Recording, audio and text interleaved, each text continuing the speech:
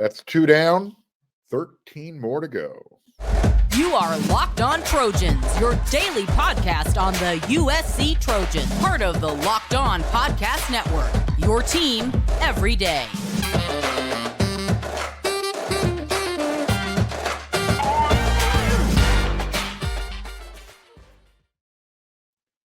Fight on, everyone. I'm your host, Mark Holkin, and thank you for making Locked On USC part of the Locked On Network, your first listen every day, whether you're watching this show on YouTube or wherever you're going to download your podcast.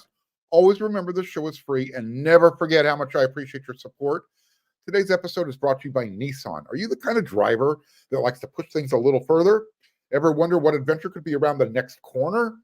Take the Nissan Rogue, Nissan Pathfinder, or Nissan Armada, and go find your next big adventure. Check them all out today at nissanusa.com. All right, said it right there. That's 2 spring practices in the books. You only get 15 total, including your spring game. They got 13 left, including that spring game. 2 days, shorts, helmet, no pads. And this coming Saturday, practice is closed to the media. So I anticipate things getting a little bit more physical, a little bit more spirited, and no one will be there to see it but the team and the coaches. Anyways, that's fine as long as they come out in that spring game showing everybody that they have vastly improved over last season. Good things come to those who wait, right? In the era of impatience, let's be more like Miller Moss and be patient. All right, so again, practice on Thursday, completed. It got a little physical. And you know what? I'm just going to, while I talk, I'll show you the players. A little bit more video here. Make sure you can see what's going on, and I'll kind of just narrate as we go along. So again, and who you see there, I've got a lot of still shots mixed in with the video, so just kind of roll with it. I didn't have the time to do the necessary editing that I wanted to do. Nevertheless, here you go. You can see who's arriving, who's bigger. Look, there's Quentin Joyner. Anyways, so again, in this segment, I'm going to talk more about the players and their size. Eating, getting bigger, that was the name of the off season. That was literally the game that these guys had to play. So spring camp, got back for that second day, and I mentioned that still, as you can see, they're only wearing shorts, carrying their helmet. They're not even wearing pads, no shells. But the physicality was starting to show itself. And as you can see over there in the background, that little scrum of people in the media, that's where I hang out. That's where I go when I get there early. Well, today, I was late. I didn't get there till like 1:20. Practice was scheduled for 2:35. Check out Joey Olson signing an autograph there in the background. I thought I was late. And I was like, well, kind of where is everybody too? There was no foot traffic. Usually when practice is scheduled to start at 2:35, around 1:20, 1:30, you start seeing people shuffling in towards the practice. Nobody was out there yet. It was a little weird. So anyways, there was that one young man I just kind of alluded to. He had a football. He brought a black Sharpie pen with him, and he was just kind of hanging out, standing there near the Trojan sword.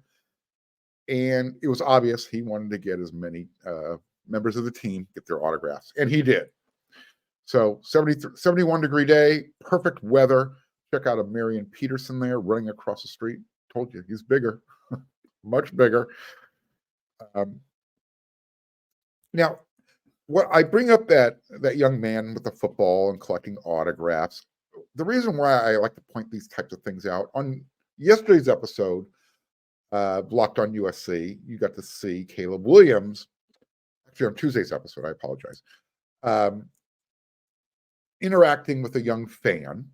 And I talked about, I said it was kind of like that old Mean Joe Green Coca-Cola jersey swap commercial. Well, these are the little things that I like to observe about the teammates. See who they are when they're not playing football. It shows you if they care. Check out Justin Tauanu. Man, is he a big dude. You see all 6'6" of them, all 300 pounds. He's not a little boy. He's a young man. And he's a freshman. So yeah, lot of weight being put on during the offseason. You can see it on the size of these guys that are coming out. So again, I like to observe the stuff behind the scenes, players giving autographs. I mentioned Adrian Peterson, number 22. I don't know, you probably saw Brian Jackson come out, number 21. He's not that far behind. He's a dude. All the running backs are going to play this year. I'll be shocked if any of them don't play. As these guys, you see them heading out to the football practice facility. We know, I told you the ground is broken, right? 2026, it's supposed to be available, football-only football facility. The baseball field is going through their construction phase right now. Check out Coach Henderson and Coach Elijah Hughes. Yeah, they were BFFs today for practice, and you can see Carson Tabarachi right behind them. Now, it's, again, the football-only facility scheduled to be open in 2026. The second football field, I mentioned on another episode, is supposed to be ready for this fall camp. But what's interesting is all the money is out there. They're breaking ground. They're doing construction, but they don't have a donor's name yet associated to the new football-only facility. So we'll see where that goes. Had some special guests also for Thursday's practice. Former legendary modern-day football coach Bruce Rowlandson, he was there with his typical Rowlandson voice, really low, gravelly. A couple of new interns, they weren't quite sure who he was, so we had to let them know I'm Coach Bruce Rowlandson. After practice, I spotted Coach Riley and Bruce. They're having a little conversation, and I would love to have been a fly on the wall. It's like, Coach Riley, why aren't you recruiting my guys anymore? If you know Coach Rawlinson, that's his voice. It's almost Ed Orgeron-esque. And I'm wondering, is modern day starting to go the way of the Long Beach Poly Pipeline? That dried up. I'd hate to think that the same thing's happening with modern day right now. So again, Coach Rawlinson, he played at USC, and now he's retired from coaching at modern day. He likes to come out and hang out during camp, both spring and fall. So there you go.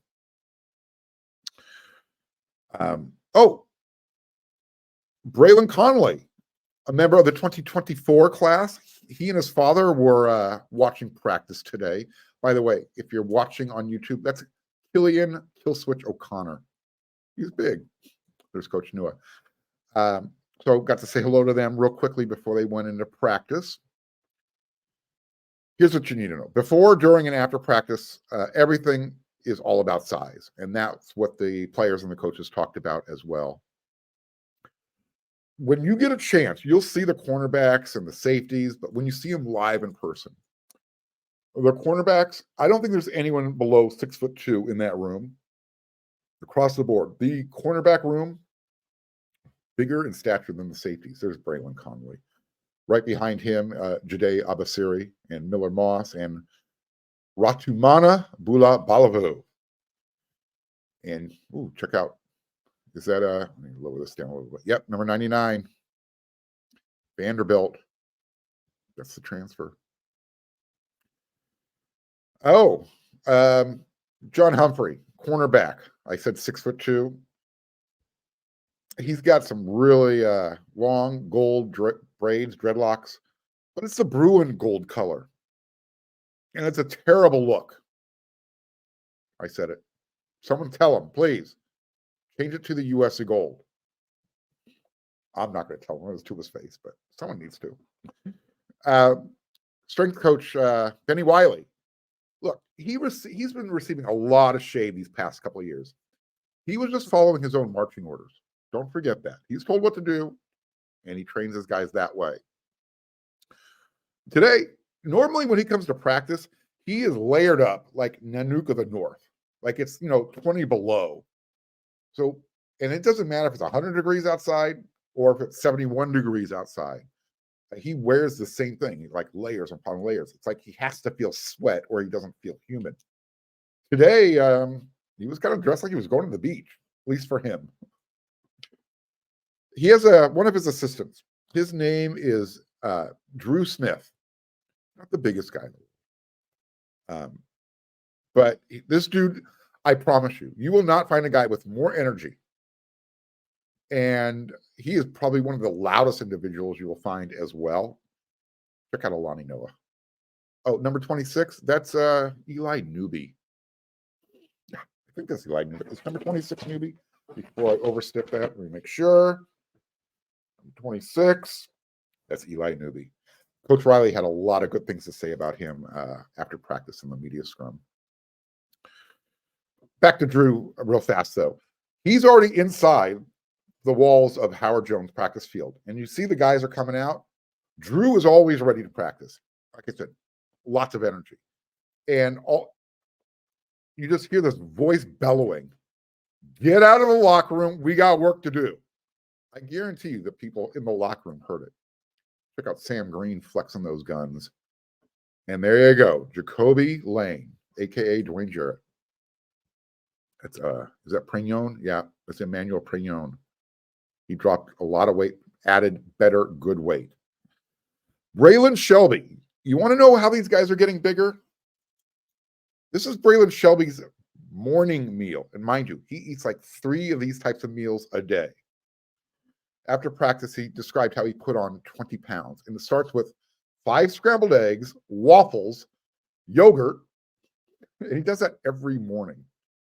And it's a scrambled. It's a 5-egg scramble. So in there's protein. I'm sure there's bacon and sausage. There's potatoes. He's eating waffles, plural. There's that gold. Yeah, doesn't look right, does it? Anyways, I'm looking forward to John Humphrey helping out the team, but we need to change that gold. Anyways, back to Braylan's meal plan. That's how the team got bigger, thicker, stronger. He also went on to say that even though he's added 20 pounds, he hasn't lost any of his speed, and he still feels great with that added mass. He likes putting his hand in the dirt, and he can play inside or outside. And he also said that Coach Henney and Coach Nua have both taught him a lot of new techniques so far this year that he's never seen before. Yeah, Coach Henney. He's going to make a big impact.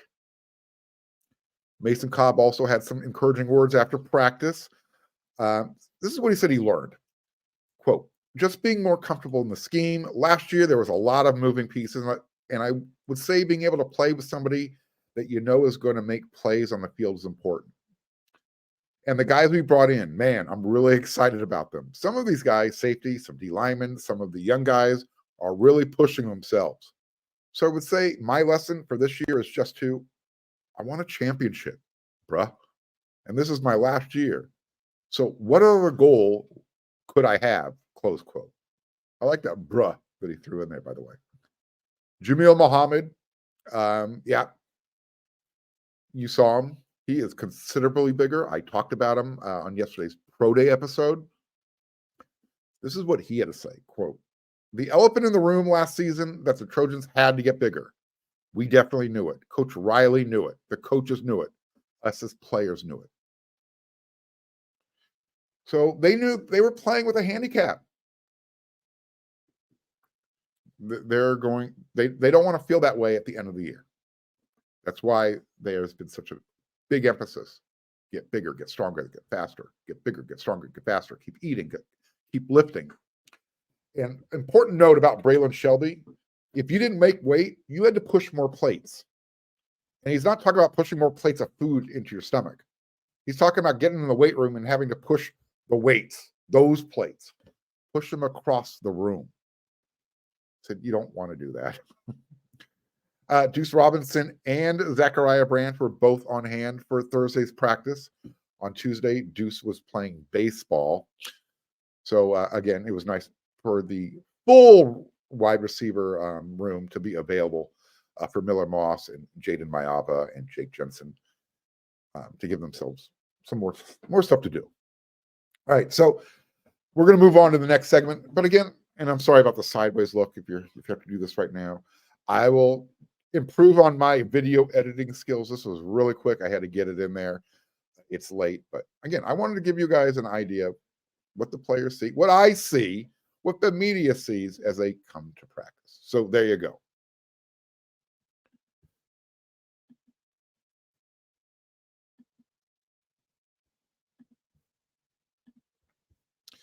This episode is brought to you by the spring cleaning champions, Manscaped. This season, make sure to groom your carpets and the drapes with the leaders in the below-the-waist grooming.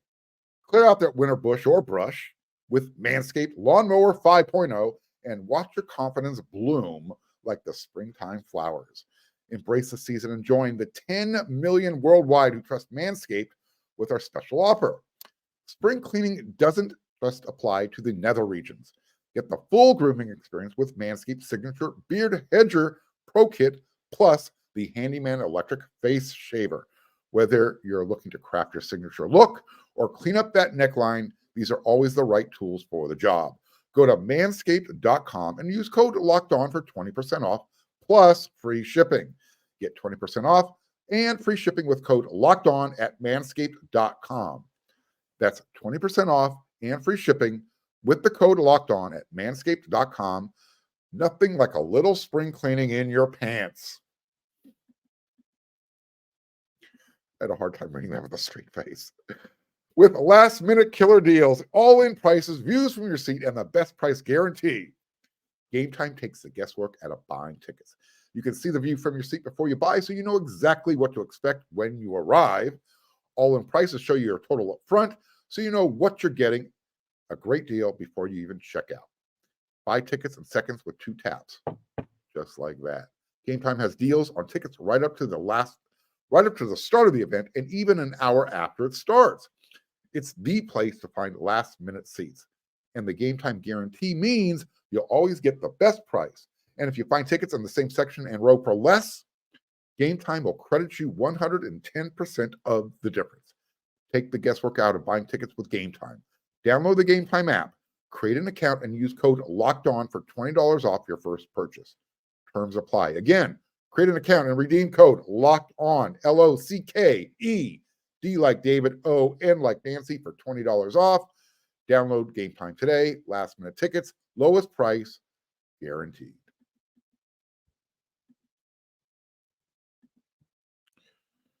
Are you watching Fox Sports or ESPN on your TV all day? Maybe you have to turn the volume down with all that shouting?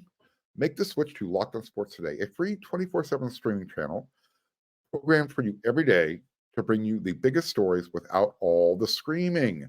Locked On Sports Today brings you can't-miss analysis, opinions, and news, streaming 24/7 on YouTube or the free Amazon Fire TV channels app. Part of the Locked On Podcast Network, your team every day. All right, let me get the video rolling here again. Show you a little bit of what I see during practice. There you go. That's the special teams work we see. That's Coach Anthony Jones Jr. You got Quentin Joyner here about to receive a kick. You see Anthony Jones, he's throwing things at the players. He's just making sure they stay focused, concentrate on the ball. Again, once the guys make their way into practice, they move into their position groups. They actually start doing some install stuff, like they were doing like a player run practice, a PRP. We don't see any of this stuff that I'm talking about right now. And this goes on for about 20, 30 minutes before the media is actually let inside. And that's when they actually come together as a team and start their conditioning, what I call the skip and stretch session. Here's my question. Why is it like that? Why are the guys actually getting physical, working, running, doing stuff with their position groups before they come in as a team and stretched out doing the conditioning rigmarole? I don't know, whatever. Why start the work, then stretch out, and then go back to work? Anybody? Bueller? Can you explain it to me? You might have saw it in the first segment. Coach Eric Henderson, Elijah Hughes, they were BFFs on their way to practice. But I'll tell you what Coach Henney and Coach Newer are doing with that defensive line room, I love hearing that blocking sled make noise. They're pounding on that thing. Once that skip and stretch session is over, the defensive side of the ball got lined up in, I'll call it rotational groups of linebackers and defensive backs. A couple of linemen were in there. It was almost like they were doing, I won't call it shells, but 9 guys were out there. And you'll start to see it here momentarily. In fact, let me see if I could speed this up a little bit for us here. There we go. You'll notice that guy in the yellow shirt there, he's knocking on the quarterback. A little bit further down, Miller Moss. Lincoln Riley was pounding away on Miller Moss. I think Lincoln Riley is starting to enjoy being on the defensive side of the field. Starting to get that impression. What else do we see here? So what they were doing, I was explaining, and you're going to see it here come up. Let me see if I can speed this along. I'm sorry. I apologize. Okay, here you go. You can see him now. Guys lining up. I'm not going to say this is the depth chart, but as you're watching, you'll see guys coming out in 3 different groups. But as you're watching, that's Coach Lynn playing quarterback. He's taking the ball, having the guys react left, react right, and then basically he throws it deep. The defender intercepts the ball, and he follows his blockers into the end zone. This is a slight variation of that drill that the defense ran last year, where all 11 would run out, and they would kind of go through these motions, and then they would race back, get back into alignment, and then race into the corner of the end zone and break down in front of Dante Williams. So slightly different version of that drill here, as you can see. But you did get to see what we were starting to see is who is coming out with who. Again, if you're trying to pick it out and you're seeing the jersey numbers, that's great. I wouldn't take a whole lot from this as far as the depth chart analysis, but it does give you an idea of what the coaches are looking at. Lincoln Riley said that he was asked to pick out some of the freshmen who have caught his eye. From the defensive back group, Marquise Gallegos' name came up. Stellus Williams, Marcellus, both of their names were spoken. So that's a good thing. So Coach Jones was working with Quentin Joyner and Joaquius Woody Marks.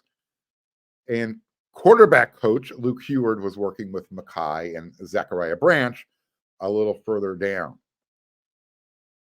I mentioned physicality was up there today. And Lincoln Riley, he actually agreed with my assessment when we spoke to him after practice. I asked him if things were more physical and if the patience was getting harder to kind of corral. And he said the guys are still being patient, but they're definitely looking forward to Saturday when they can pick things up a little bit more. So I don't know if they're going scrimmage mode, but I have a feeling they're going to be putting on the shoulder pads.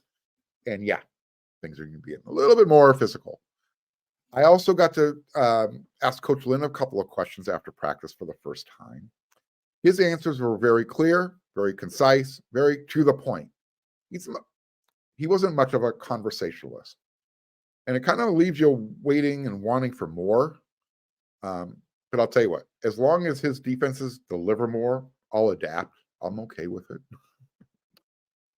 And I prefaced my second question to him with, Lincoln Riley, one of the reasons why he hired Coach Lynn was Lynn's ability to adjust on a weekly basis. And that really impressed Coach Riley.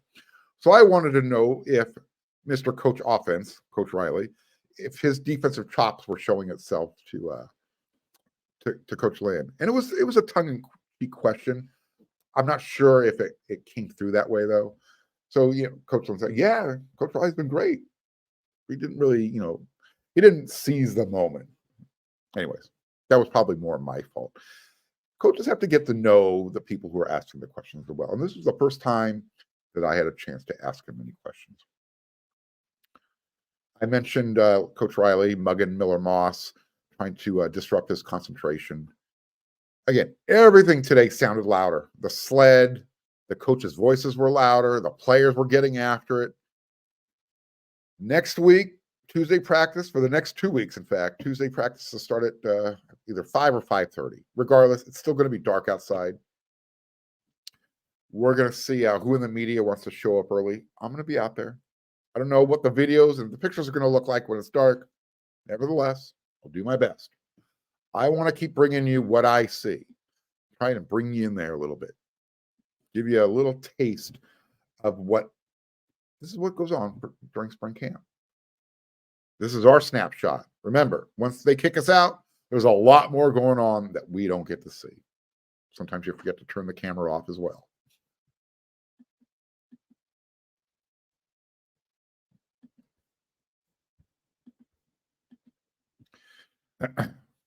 Ooh, I'm getting there. I'm sorry. Hang with me there, guys. All right.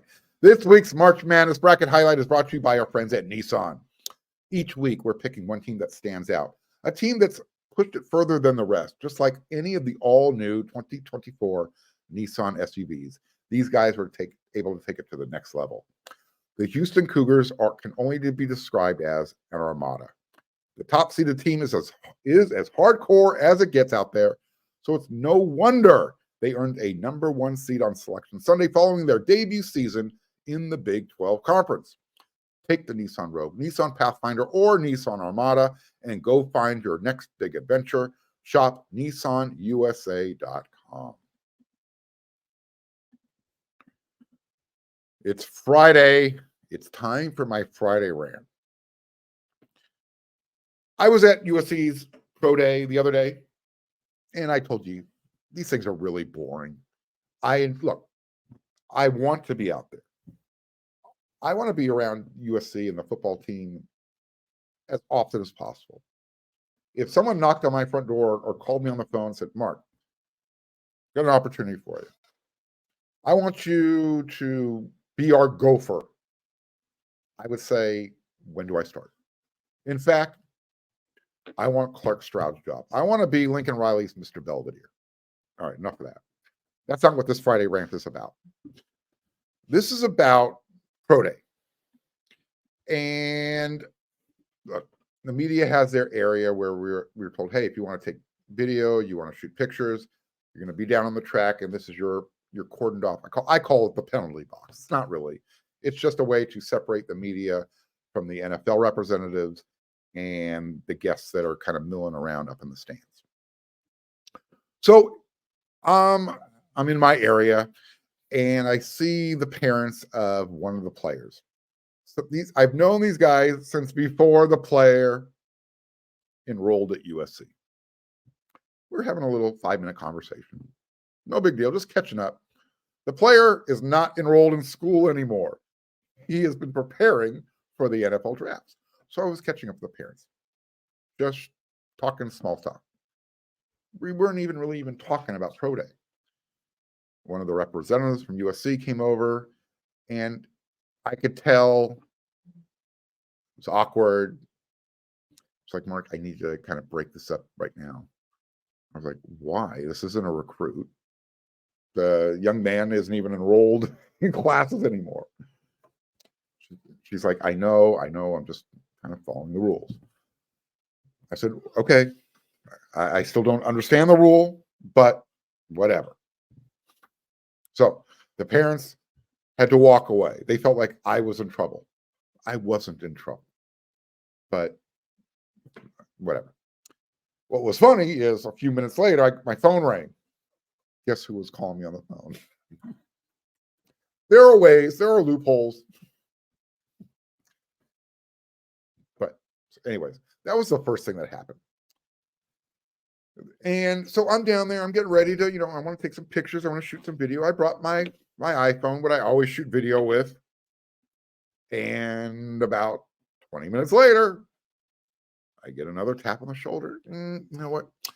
You can only be down here if you've got a real camera. I was like, well, what do you mean? That's just, I've been told to, if you don't have one of those really expensive cameras with the telescopic lenses and tripod, where you look professional, you can't be down there with just an iPhone taking pictures. I'm like, all right, whatever. I still don't get it. We're allowed to use these when we're at football practice. So guess what happens? Yesterday, I'm on X, I'm on Twitter, and I noticed one of the USC photographers. He is gloating about his great video that he took on his I-15. It says, you know what? these things, and you use the right filter, look as professional as 4K. I'm thinking to myself, so they can use their iPhones to shoot video, but I can't. I don't mind rules. I really don't. I'm all about discipline.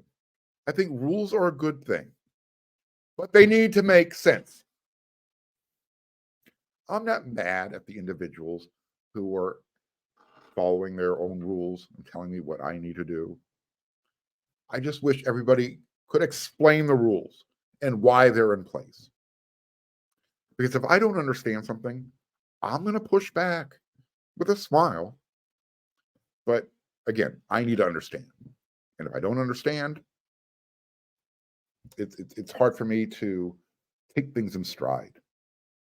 So again, make it make sense. That's my Friday rant. That's this episode of Locked on USC. That's it for this week. I'll be back again next week with another 5 episodes, because you can always say honk if UCLA sucks, and we can always do this. And again, we're going to see what the team looks like. I'll be attending practice 4 and 5 next week, because day 3, media is locked out. So until then, everyone, you know what to do.